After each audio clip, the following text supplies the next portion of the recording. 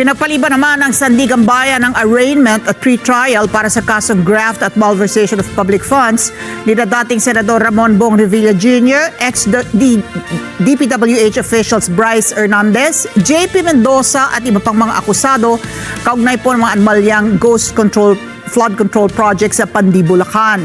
Ito'y dahil sa mga nakabingbing motion to quash na isinumite po ng defense team.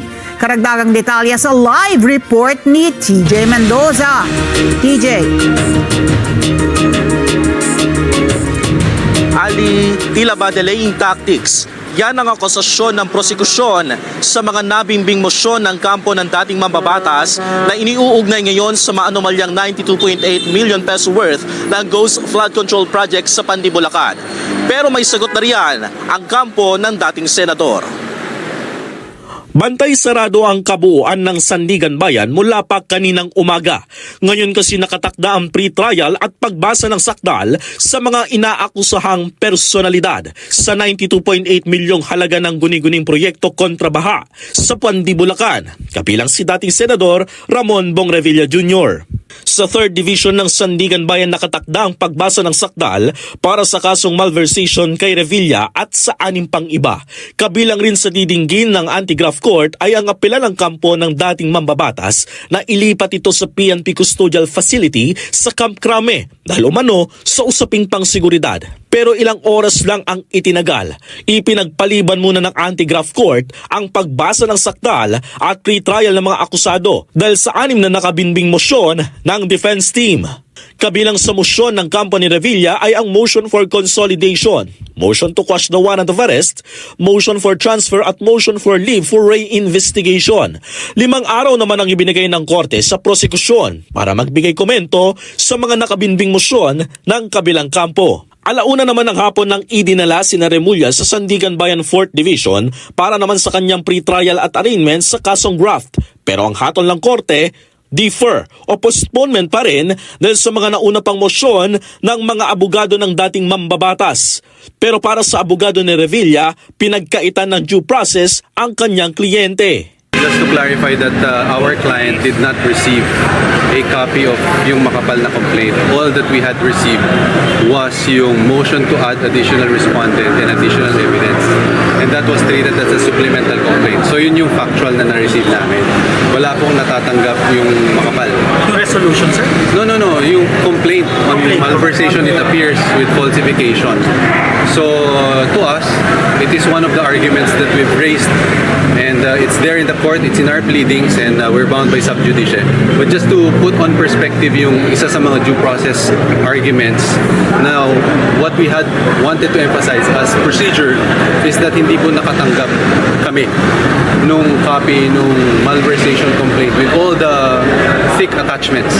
Para sa kampo ng dating mambabatas, uubusin nila ang lahat ng legal remedies na kanilang magagamit para katigan sila ng Anti-Graft Court. That is the resolution of the Ombudsman. We just received it yesterday. What is that?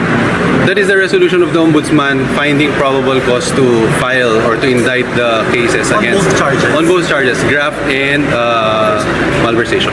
No, it's the right of the accused to invoke speedy trial, but as far as we're concerned, we are exhausting all possibilities. Malay mo, pag na-dismiss at kinatigan kami ng court at favorable sa amin yung there's a possibility that that will happen or that will be the result. So we will take our chances there. So we're exhausting all remedies. Yun lang yung masasabi ko dyan. Samantala, tanging si dating DPWH Bulacan 1st District Engineer Emily Tahuat ang natuloy ang pagbasa ng sakdal. Ang kanyang inihain, not guilty plea sa 4th Division ng Anti-Graft Court. Naghain rin ito ng mosyon na ilipat siya sa Bulacan at hiling na doon na lamang madetine. Ali, sa February 9 na ang nakaschedule na pre-trial at arraignment nitong si Senator o dating Senator Bong Revilla Jr. at nung iba pa na hindi nag-enter ng kanilang plea sa 3rd and 4th Division ng Anti-Graft Court. Sinusubukan rin nating hingan ng komento ang Ombudsman doon sa nabanggit ng legal counsel ng dating Senador na hindi pa nila natatanggap yung tinawag nilang makapal na complaint. Ali. Oo nga, TJ, nakababahala yung sinabi ng abogado ni dating Senador Bong Revilla na hindi nga nakatanggap yung kanilang kampo nitong mga yung makapal na dokumento, yung lahat ng attachments dun sa mga kasong isinampa laban sa kanya, gayong karapatan natin yung speedy disposition ng ating mga reklamo na inihahain laban sa atin. Paano yun magiging mabilis itong na mahatulan ng guilty o hindi guilty kung ganito ang nangyayari nga sa Office of the Ombudsman, na kini-question yung due process at yung karapatan na matanggap nga yung lahat ng mga dokumento na magpapatunay ng mga alegasyon laban sa iyo.